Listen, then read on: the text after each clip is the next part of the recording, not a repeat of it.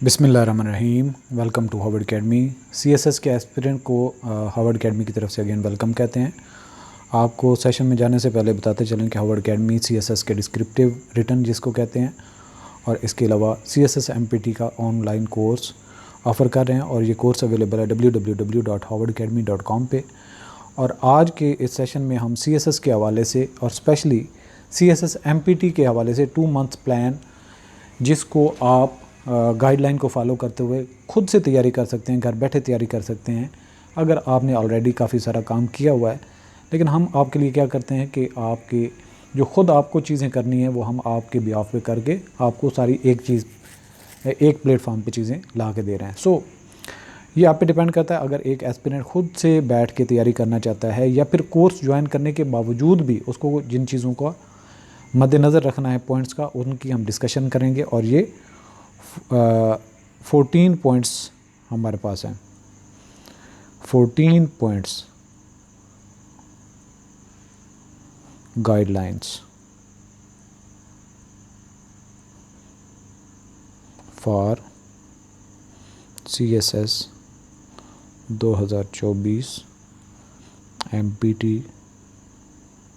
Test.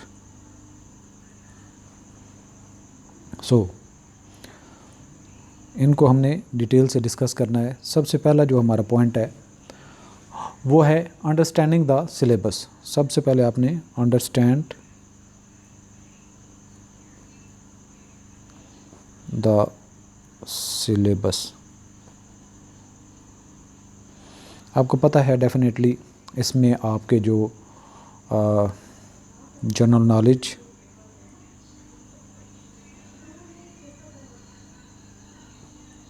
जिसमें current affair, Pakistan affair, everyday science, इसके अलावा इंग्लिश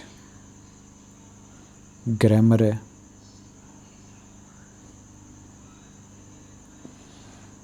उर्दू ग्रामर है आपकी,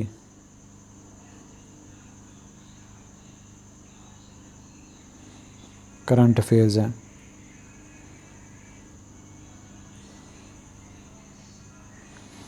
बाकी जितने आपके एवरीडे साइंस वगैरह सारी चीज़ें ऐड करने के बाद आपका 200 मार्क्स का सब पेपर बनता है।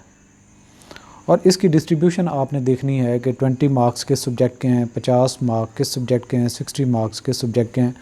उनमें फ़र्दर डिस्ट्रीब्यूशन क्या है, जैसे कि जनरल एबिलिटी है, उसमें एनालिटिकल है, मेंटल है और जनरल है।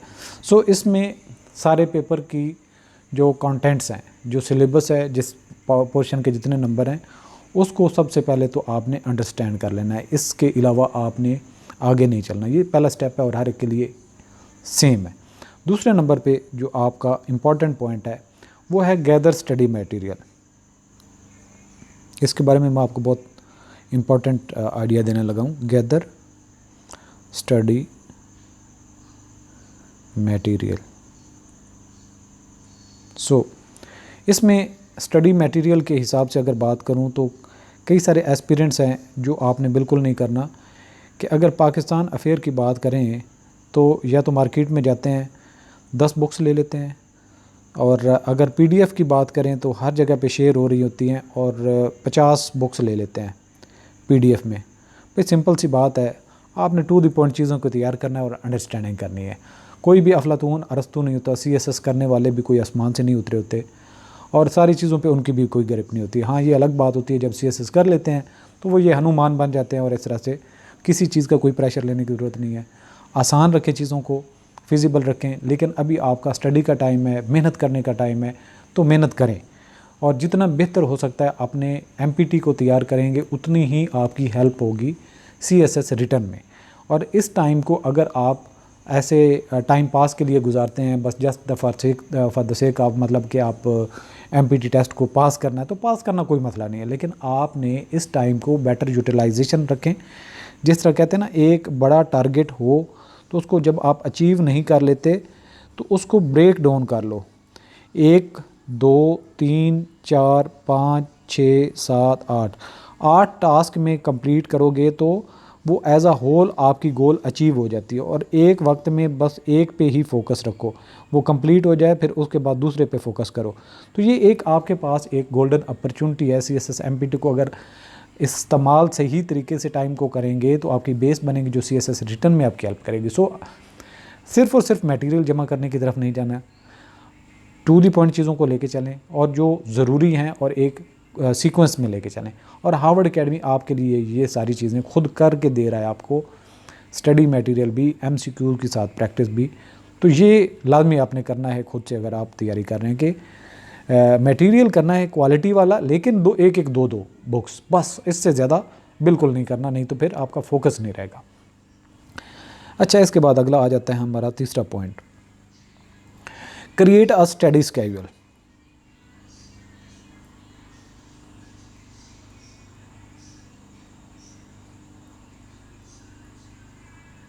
ठीक है जी, do not put off till tomorrow what you can to day.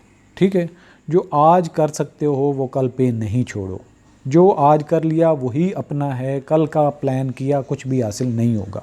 ये मेरी बातें अपने माइंड में बिठा लें और डेली बेसिस पे अगर 2 से 4 घंटे आप लगा रहे हैं स्टडी के लिए, वो आपने लाजमी तौर पर कंसिस्टेंसी के साथ करना है।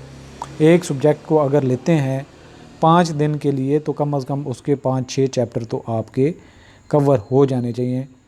और पर डे अगर कहते हैं तो पर डे जो है 3 से 4 लेक्चर्स जो है वो आप कवर करते हो। हार्वर्ड एकेडमी के स्टूडेंट्स की बात यहाँ पे कर रहा हूँ। तो उससे आपका क्या है कि कोई भी दिन आपका मिस नहीं जाता। तो स्केड्यूल लाजमी बनाएं और डेली ज़रूर पढ़ें। 1 घंटा पढ़ते हैं, 5 घंटे पढ़ते हैं, ये बाद में आपकी रेगुलर तरतीब हो जाती है। इसके बाद चौथा नंबर पे जो आपका पॉइंट है वो स्टडी एंड अंडरस्टैंड कंसेप्ट। सिर्फ स्टडी नहीं करना बल्कि और कंसेप्ट बनाने हैं, कंसेप्ट्स की अंडरस्टैंडिंग करनी है। एज अ होल चीज़ों को देखें, अपनी पर्सनालिटी को ग्रूम करने के बारे में सोचें। सिर्फ बुक के बारे में ही ना सोचें, बुक के अंदर ना घुस जाएं, बल्कि एक सेंसिबल, मैच्योर, लॉजिकल और एक आपकी पर्सनालिटी ग्रूम होती हुई नज़र आनी चाहिए। लोगों से इंटरेक्शन करें, जो टीचर्स हैं मुख्तलिफ सब्जेक्ट्स के, उनसे मिलें, उनसे अपने हर एक सब्जेक्ट के बारे में टिप्स लें। हार्वर्ड एकेडमी तो आपके प्लेटफॉर्म पे मतलब आपको गाइडलाइन भी देते हैं, टिप्स भी देते हैं। अगर आपको कोई कहीं प्रॉब्लम आता है तो कमेंट में आप सजेस्ट कर सकते हैं कि हमें इस टॉपिक पे बहुत दुश्वारी आ रही है, तो इस चीज़ पे हमारी गाइड कर दें, हमें हेल्प कर दें। जनरल गाइडलाइन की बात कर रहा हूँ, कोर्सेज़ तो ऑलरेडी हम चल ही रहे हैं लेके। सो कंसेप्ट जो है ये इनको फोकस में रखना है सिर्फ़ और सिर्फ। ये नहीं है कि मतलब आप 4, 5, 6 या 10 घंटे आप पढ़ते हैं और सिर्फ वो किताबी कीड़ा बन के रह जाएं, वो काफ़ी नहीं है। 5वां पॉइंट, कंसेप्ट बेस्ड फोकस आपने चीज़ों को लेकर करना है। इसके अलावा प्रैक्टिस आपने करनी है रेगुलरली, प्रैक्टिस रेगुलरली। इसकी अगर हम बात करें तो हार्वर्ड एकेडमी ने जो अभी नया कोर्स स्टार्ट किया हुआ है, तो हमारा तरीक़ाकार क्या होता है, उसको आइडियल आप भी अपने लेके चल सकते हैं कि टॉपिक की आउटलाइंस, फिर उसकी डिस्कशन डिटेल में, और उसके एंड पे जो आपके बनते हैं की नोट्स या फिर नोट्स टाइप आप कह सकते हैं, नोट्स। और जो अगर हम MPT के हवाले से, 1 पेपर के हवाले से जो सिलेबस को लेके चल रहे हैं, उसमें क्या होता है, एक जनरल अंडरस्टैंडिंग होती है, मतलब वो 4 से 5 पेजेस की डिस्कशन होती है हमारी। उसके बाद उसी टॉपिक में से आपके सेशन के अंदर 10 क्विज़ आते हैं, यानी कि MCQ टाइप आपकी प्रैक्टिस के लिए, तो उसको आप प्रैक्टिस करते हैं। साथ ही उस क्विज़, उस टॉपिक के रेलिवेंट पैरेलल में आपका वेबसाइट पे क्विज़ अपडेट कर देते हैं। और जो कि ये आपकी क्विज़ जो रेगुलर सिलसिला है ये 12 सितंबर 23 से ऑनवर्ड स्टार्ट हो जाएगा। आपने वेबसाइट पे जो आपके हर टॉपिक के रेलिवेंट क्विज़ हैं उनको सॉल्व करते जाना है। तो जो लेक्चर लें उसके एंड पे हम जो क्विज़ करते हैं उसमें पार्टिसिपेट करें, और साथ में आप जो वेबसाइट पे जाके उसकी प्रैक्टिस करें। ये तो हो गया हमारा 5वां पॉइंट। अब हम चलते हैं 6ठे पॉइंट के। ये पॉइंट अपने आपने नोट भी करते जाएं, लास्ट टाइम मैं फिर दोबारा इनको रिवाइज़ भी करूँगा। सो इसके बाद है take mock test.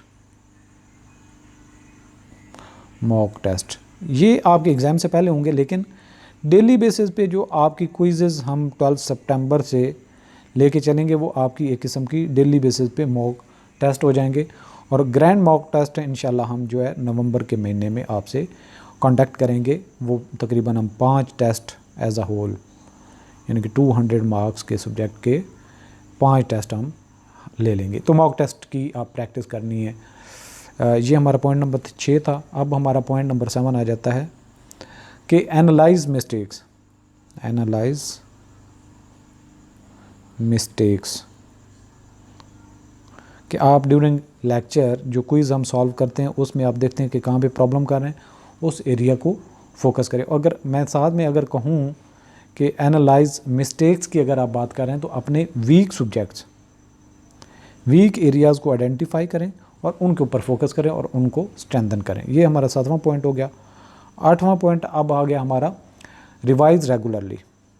Revise regularly हम ये उनकी बात कर रहे हैं जो CSS रिटन की बात कर लेते हैं यहाँ पे, कि जो आप लोग लेक्चर लेते हो एंड पे हम नोट्स आपका 1 पेजर देते हैं, तो उनके आप अलग अलग से रजिस्टर बना लें। लेट्स सपोज 6 कंपलसरी आपके सब्जेक्ट्स हैं, हर एक का रजिस्टर आपका बन जाएगा और एक रजिस्टर के अगर 200 पेजेस हैं तो 150 या 60 आपके जितने भी पेजेस क्वेश्चन बनते हैं, और हर क्वेश्चन के एंड पे जो एक पेज का आपका नोट्स होते हैं उन नोट्स को एक क्वेश्चन वाइज वो लिखते जाएं, तो आप उनकी रिवीजन फिर करते रहें, यानी कि उनकी वर्क गर्दानी जारी रखें। 5 क्वेश्चन हो गए तो 5 को दोबारा से देख लें, 6 क्वेश्चन हो गए तो पिछले 5 को भी देख लें, 6ठे को भी देख लें, 7 हो गए तो पिछले 6 को भी देखें, 7वें को भी देखें।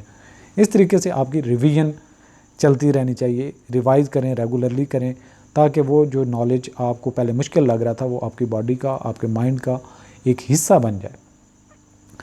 इसके बाद आ जाता है जी 9वां पॉइंट हमारा group study and discussion. Group study and discussion, इसमें अब आप अगर देख लें कि अगर आप लोग डिस्कशन का प्लेटफॉर्म बनाना चाहते हैं तो हम जूम पे कोई वीक में 2-3 दिन पर आवर 1 आवर जो है वो सेट कर लेते हैं, जिसमें हम टॉपिक एक जनरल लेंगे और उसके ऊपर डिस्कशन जितने भी पार्टिसिपेंट्स हैं वो कर सकते हैं। तो जूम पे डिस्कशन भी कर सकते हैं। इसके अलावा आप 2 बहन भाई हैं आपस में डिस्कशन कर सकते हैं, या 2 फ्रेंड्स हैं उनका आपस में ग्रुप बनाएं और डिस्कस कर लिया करें। तो कोशिश करें कि सेम जेंडर के ग्रुप हों, दूसरे उसमें डाइवर्जन ज़्यादा हो जाती है।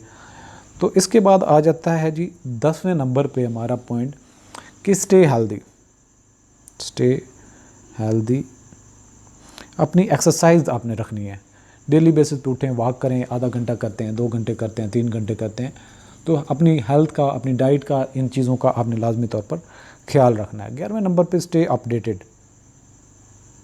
स्टे अपडेटेड, अपने आप को न्यूज़पेपर के साथ अटैच रखें और कुछ नहीं, सेल फ़ोन पे बार बार डाउन न्यूज़, आजकल तो सारे बायस्ड हैं चैनल वगैरह, सारी चीज़ें, कोई अच्छी इन्फॉर्मेशन नहीं मिलती जो न्यूट्रल हो या जो टू द पॉइंट हो, बल्कि सिर्फ पार्टियों की एक्सपोर्ट के लिए सारा कोई डिस्कशन चल रही होती है। सो आपको मुख्तलिफ सोर्सेज को देखते हुए करंट सिचुएशन दुनिया के हवाले से और पाकिस्तान के हवाले से हर चीज़ पे अपडेटेड रहना है। कहीं डिस्कशन हो तो पॉजिटिवली उसमें कंट्रीब्यूट भी करें। इसके अलावा जो मैं इसको पॉइंट को बहुत पहले लेके जाना चाहिए था, खैर अभी भी ये हमारा 12वां पॉइंट है, टाइम मैनेजमेंट। टाइम मैनेजमेंट कि आपने ये नहीं करना कि आपको मैथमेटिक्स मुश्किल लगती है तो 1 मंथ मैथ पे ही लगा लें, बाकी किसी सब्जेक्ट को टाइम ना दें। अगर मैथ आपको मुश्किल लग रही है तो 2-3 दिन ज़्यादा दे दें, लेकिन आपको 10 दिन के अंदर अंदर मैथमेटिक्स के ऊपर ग्रिप कर लेनी चाहिए। तो टाइम को प्रॉपर्ली मैनेज करें, हर सब्जेक्ट को डिस्ट्रीब्यूशन में रखें। इसके बाद है स्टे पॉजिटिव। अपने आप को मायूस नहीं करें। किसी के साथ डिस्कस करते हैं और आपका नॉलेज कम है तो कोई बात नहीं, उसका एक एरिया जो है स्ट्रेंथ वाला हो सकता है जिसके ऊपर आपने डिस्कशन की। तो आप अपने आप को देखें, आपके अंदर क्या क्या खामियां हैं, कहाँ पे वीकनेस है, उसको बेहतर करें। और हर दिन जो आप लर्निंग करते हैं तो ये समझें कि आपकी पर्सनैलिटी पहले से ग्रूम हुई है और आप हासिल करते जा रहे हैं, एक दिन आप कामयाब होंगे। तो स्टे पॉजिटिव, डिसअपॉइंटमेंट की तरफ नहीं जाना है, मायूसी बिल्कुल नहीं आनी चाहिए। इसके अलावा जो 14 नंबर पे आएगा वो फाइनल रिवीजन लाजमी आपने रखनी है। और हार्वर्ड अकेडमी ने इंशाल्लाह जो है हमारा नवंबर मंथ जो है वो रिवीजन के लिए होगा। हम उसमें आपकी क्विज़ वगैरह या जो मॉक टेस्ट वगैरह उसी नवंबर के महीने में, तो ये लाजमी आपने करना है चीज़ें। एक दफ़ा फिर हम इन 14 पॉइंट्स को डिस्कस कर लेते हैं। 14 पॉइंट्स हैं। अंडरस्टैंड द सिलेबस है पहला हमारा पॉइंट, दूसरे नंबर पे है गैदर स्टडी मटेरियल, आपने quality material to the point चीज़ें रखनी है, इकट्ठी करनी है। क्रिएट आ स्टडी स्केड्यूल, अपना स्टडी का टाइम टेबल बनाएं, पर डे लाजमी पढ़ें, अगर लेट हो जाते हैं तो 10 मिनट के लिए सही बुक, और नहीं तो खोल के 2 लाइनें ज़रूर पढ़ लें ताकि आपकी रूटीन रहे। इसके अलावा जब स्टडी करें तो कंसेप्ट को बेस बनाएं, उसके ऊपर फोकस करें। प्रैक्टिस करें, जो ऑलरेडी आप पढ़ चुके होते हैं उसको एक दफ़ा वर्कगर्दानी कर लें, रेगुलर प्रैक्टिस करें। क्विज़ेज सॉल्व करें अगर हमारी क्लास ऑलरेडी आप ज्वाइन कर चुके हैं। इसके अलावा मॉक टेस्ट जो हमारी क्विज़ेज़ की फॉर्म में उसको आप जो है अटैम्प्ट करें। इसके अलावा जो अपनी मिस्टेक्स हैं, जो आपके वीक एरियाज़ हैं, उनको डिटेक्ट करें और उनके ऊपर काफ़ी टाइम दें। जब आप फ्री होते हैं तो उनको फोकस करें। इसके अलावा जो आपका सिलेबस है नोट्स बेस, उसको रिवाइज़ किया करें रेगुलर। ग्रुप डिस्कशन में कोशिश करें, और हम भी इंशाल्लाह कोशिश करते हैं कि जूम वगैरह पे आप लोगों की डिस्कशन के लिए कोई प्लेटफॉर्म डेली बेसिस पे लेके आ जाएं। और वो डिस्कशन के लिए टीचिंग के लिए यही मेथड होगा, क्योंकि उसमें कोई आपको इंटरप्शन नहीं होती, आप टू द पॉइंट सारी चीज़ें अंडरस्टैंड करते हैं। बड़ी बड़ी अकेडमीज़ में भी जाओगे तो वो भी आपको 10 से 15 टॉपिक के अंदर सारा सब्जेक्ट कवर करवा देंगे। कोई भी ऐसा नहीं है जो आपको हर टॉपिक के रेलिवेंट क्वेश्चन को डिटेल में डिस्कस करे। सो इससे फ़ायदा उठाएं। स्टे हेल्दी, अपने आप की डाइट का, अपनी एक्सरसाइज का ये ख्याल रखें, अपनी इन्फॉर्मेशन को अपडेट रखें, अपडेट रहें। और इसके अलावा टाइम को प्रॉपर्ली मैनेज करें, जो वीक एरियाज़ हैं उनको थोड़ा टाइम ज़्यादा दे दें, लेकिन हर सब्जेक्ट को टाइम दें। स्टे पॉजिटिव रहें, उम्मीद से रहें, और हर दिन जो कामयाबी की तरफ एक कदम आप तय करते हैं उसको सेलिब्रेट करें। और फाइनल रिवीजन है, जो आपके फाइनल मॉक टेस्ट होंगे उसके ऊपर आपने फोकस करना है। एग्ज़ाम में जाने से पहले आपकी एक दफ़ा फुल रिवीजन होनी चाहिए। और ये माइंड में रखना है कि आपने CSS रिटन अल्टीमेटली जो है उसमें बहुत अच्छा परफॉर्म करना है, और उसके लिए अभी से बेस बनाना शुरू कर देनी है आपने। सो मुझे अपनी दुआ में याद रखिए। अल्लाह हाफ़िज़।